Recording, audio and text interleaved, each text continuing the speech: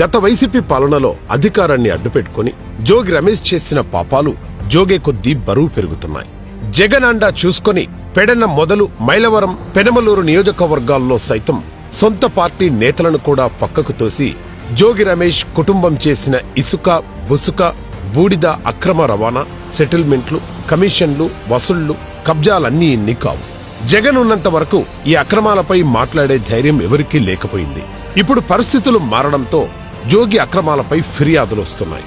అలా వచ్చిన ఒక ఫిర్యాదుపై దర్యాప్తు చేయగా సిఐడి అటాచ్మెంట్ లో ఉన్న అగ్రిగోల్డ్ భూముల్ని జోగి రమేష్ కుటుంబం కబ్జా చేసినట్లు తెలిసింది.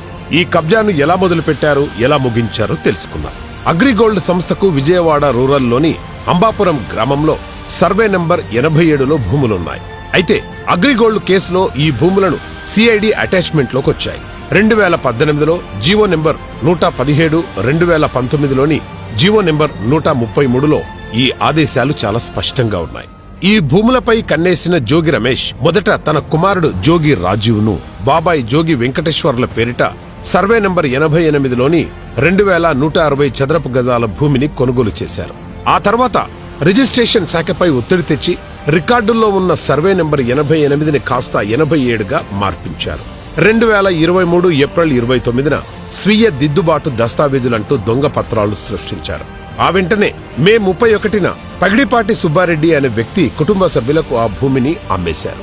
గ్రామ సర్వేయర్ తాను సర్వే చేయకుండానే చేసినట్టు దొంగ రికార్డులు రాశారు.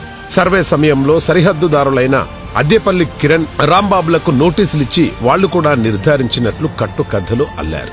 జోగి కుటుంబ అక్రమాలపై అగ్రిగోల్డ్ సంస్థ ఫిర్యాదుతో ఏసీబీ అధికారులు తీగలాగేసరికి డొంక మొత్తం కదిలింది.